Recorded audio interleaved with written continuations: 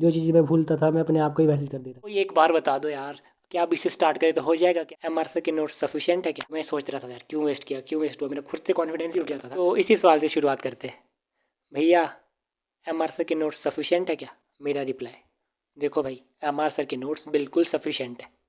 अगर तुम्हारे दिमाग में सब के सब नोट छप गए, तुम कुछ भी नहीं बोले, तुम्हारा नीट में एक भी क्वेश्चन गलत नहीं होगा। This is reality. लेकिन मेरा भी तुमसे एक सवाल है, क्या तुम्हें एम आर सर के नोट्स सारे याद है? क्या याद हो जाएंगे? क्या तुम भूलोगे नहीं कुछ भी? Answer is no. You have to do question practice after that. Lecture देखा, नोट्स जो भी तुमने थोड़े बहुत रिवाइज किए, उसके बाद you have to do question practice.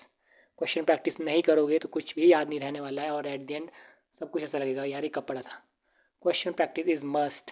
जब भी चैप्टर ख़त्म हो, लेक्चर देख के छोड़ना नहीं है। लेक्चर देखने हैं, नोट्स रिवाइज करने हैं, उसके बाद question practice is must. Must मतलब मस्ट। अगर तुम ऐसे ही हरफन मौला ऐसे ही सोचोगे कि बस नोट्स कर लिए, लेक्चर देख लिया, सोते सोते हो गया, नहीं, तुम अपने कंफर्ट जोन से बाहर ही नहीं निकल रहे हो भाई। कलम उठाओ बोलते ना हमारे सर, मैंने बहुत देखी थी पिछली बार मोटिवेशनल वीडियो बीच बीच में सर की यूट्यूब में डालते थे जो बच्चे। कलम उठाओ यार, सीरियसली कलम उठानी ही पड़ेगी, क्वेश्चन प्रैक्टिस करनी ही पड़ेगी, और कोई ऑप्शन नहीं है। देखो, नीट का पेपर 2025 में जितना भी टफ आएगा, चाह कर भी वो फिजिक्स के सारे क्वेश्चन टफ नहीं बना सकते। अगर तुम एम आर सर के नोट्स करोगे, आई नो कि तुम्हारा स्कोर बहुत अच्छा भी आ सकता है अगर तुम बार बार नोट्स ही नोट्स पढ़ोगे। लेकिन कंपटीशन का लेवल जो है इस बार नीट 2025 के लिए, तो उस हिसाब से you have to do question practice. अगर तुम नोट्स भी बार बार करते करोगे, फिर भी तुम्हारा स्कोर वहाँ नहीं पहुँच पाएगा जहाँ तुम सोच पाओगे। अगर तुमने अभी तक सिर्फ नोट्स ही नोट्स पढ़े हैं, तुम्हें अगर लगता है कि तुम्हारा टेस्ट में अच्छा स्कोर आ रहा है, तो अभी वो करने मत लग जाना पिछले चैप्टर्स की प्रैक्टिस। उसको, अगर तुम्हें लगता है कि मेरा वीक टॉपिक छूट गया है उसमें से, मेरे क्वेश्चन जो मैं होते मॉक टेस्ट में या फिर जब मैं प्रैक्टिस करता हूँ मैं कॉन्फिडेंस नहीं आता, तब उसको कवर करते जाना थोड़ा थोड़ा। बाकी जो तुम्हारा अभी प्रेजेंट सिलेबस चल रहा है उस पर फोकस रखना मेन। उसमें ट्राई करना कि तुम क्वेश्चन प्रैक्टिस करो, ठीक से क्वेश्चन प्रैक्टिस करो, बिल्कुल मतलब टेंशन मत लेना अब कि पिछला छूट गया वो छूट गया, कुछ नहीं, प्रेजेंट पे फोकस करो और पिछला थोड़ा थोड़ा कवर करो। ये मैंने बहुत बार बोल दिया अपनी वीडियोज़ में आपको। बस कोई एक बार बता दो यार, क्या अब इसे स्टार्ट करें तो हो जाएगा क्या? हो जाएगा क्या? अगर कोई ऐसा बता दे मुझे, तो मैं अभी से इतना पढ़ूंगा नीट तक बिल्कुल क्रैक कर दूंगा। अगर कोई मुझे ये बता दे बस कि 4 मंथ में पॉसिबल है कि नहीं है, मैं ज़ीरो पे हूँ, मैं जो भी। अगर तुम ड्रॉपर हो तो तुम ज़ीरो पे नहीं हो, ये बोलना छोड़ दो कि मैं ज़ीरो पे हूँ, मैं ड्रॉपर हूँ। अगर तुम ड्रॉपर हो तो तुम ज़ीरो पे नहीं हो, पहली बात ये। अगर तुम ड्रॉपर हो, दूसरी बात, तुम्हारे पास और कोई ऑप्शन नहीं है। तुम्हें लगता है तुम ज़ीरो पे हो पर तुम ज़ीरो पे नहीं हो, फिर भी तुम लगता है कि मैं ज़ीरो पे रही हूँ, कोई ऑप्शन नहीं है, तुम्हें करना ही पड़ेगा। तुम नीट 2026 की तैयारी अभी से नहीं कर सकते, तुम्हें करना ही पड़ेगा 4 मंथ में। चाहे तुम्हारा सिलेक्शन हो या ना हो, तुम्हें करना ही पड़ेगा। This is the harsh reality. तुम ज़ीरो पे नहीं हो, अपनी जी जान लगा दो, 4 मंथ्स में इतनी इम्प्रूवमेंट कर दो कि मतलब ये सवाल ही पैदा ना हो कि मेरा हो सकता है या नहीं हो सकता है। अगले एक हफ्ते का टारगेट बनाओ सबसे पहले, और सोचो कि एक हफ्ते में यार 10-10 12-12 घंटे पढ़ूंगा और ये कवर करना है मेरे को टारगेट।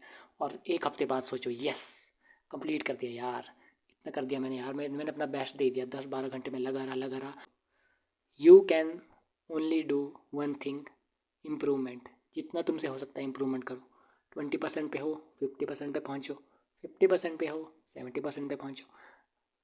अगर तुम क्लास 12th में हो अभी, तो अगर तुम अभी कवर कर लोगे सिलेबस जितना तुमसे हो सकता है, ड्रॉप ईयर में तुम्हें बहुत आसानी होगी, मैं सीरियसली बता रहा हूँ। 11th अपनी भूल जाओ जो तुमने बर्बाद कर दिया है, 12th में जितना भी टाइम बचा है, पूरी जान लगा के जितना तुमसे हो सकता है कर लो। और क्या पता, करते करते हो सकता है तुम्हें थोड़ी बहुत चीज़ें अच्छे से आती हो, इंपॉर्टेंट चीज़ें तुम कर लो एट दी एंड, और तुम्हारा नीट में ठीक स्कोर आ भी जाए। हो सकता है तुम्हें गवर्नमेंट मेडिकल कॉलेज भी मिल जाए। तुम्हें ऑलरेडी बहुत सारी चीज़ें आती है, तुम्हें बस ज़रूरत है कंपाइल करने की चीज़ों की जो तुम्हें आती है, और जो में तुम्हें नहीं आती है तुम्हें ज़रूरत है उसे देखने की, पहचानने की और उसको फिक्स करने की। तुम्हें ज़रूरत है मॉक टेस्ट देने की बार बार। तुम्हें ज़रूरत है अपनी गलतियों को एनालाइज करने की और दोबारा वो गलती नहीं करने की। तुम्हें ज़रूरत है टाइम मैनेजमेंट करने की। देखो, ये भी हो सकता है तुम बहुत पढ़ो, बहुत मेहनत करो, 12-12 घंटे पढ़ो अगले एक हफ्ते के लिए, और तुम्हें मॉक टेस्ट में स्कोर नहीं दिखे, अपना स्कोर कम आए। टेंशन मत लेना, अपने वीक एरिया आइडेंटिफाई करते रहना, उन्हें फिक्स करते रहना, आगे बढ़ते रहना। स्कोर इंक्रीज़ होगा, डेफिनेटली होगा, मेरा भी हुआ था, लेकिन टाइम लगेगा। कुछ हो सकता है 1 महीने बाद तुम्हारा स्कोर और ज़्यादा आ जाए, तुम्हें लग रहा था कि अब नहीं आने वाला मेरा स्कोर, मैं डिमोटिवेट हो गया हूँ। मेहनत करते रहना प्लीज़। अब छोड़ना मत, भले ही स्कोर जितना भी आए। एक और बड़ी प्रॉब्लम जो मेरे साथ बहुत होती थी, अगर मैं अपना आधा घंटा भी वेस्ट कर देता था तो उसके बाद मुझे रिग्रेट होता था, यार शिट मैंने टाइम क्यों वेस्ट कर दिया। उसके बाद मैं सोचने में ही ऐसा टाइम वेस्ट कर देता था और ये साइकिल रिपीट होती रहती थी। कभी कभी तो 2-3 घंटे अगर मान लो मेरे वेस्ट हो गए तो मैं सोचता रहता था, यार क्यों वेस्ट हुआ। मेरा खुद से कॉन्फिडेंस ही उठ जाता था, यार मैं क्या बंदा हूँ यार, नीट आने वाला है, मैं ड्रॉप लिया है और मैं क्या कर रहा हूँ यार, टाइम वेस्ट कर रहा हूँ। तो ऐसा करके साइकिल रिपीट हो जाती थी। इस साइकिल में कई बार पूरा दिन वेस्ट हो जाता था और सोचने में ही सारा टाइम चला जाता था।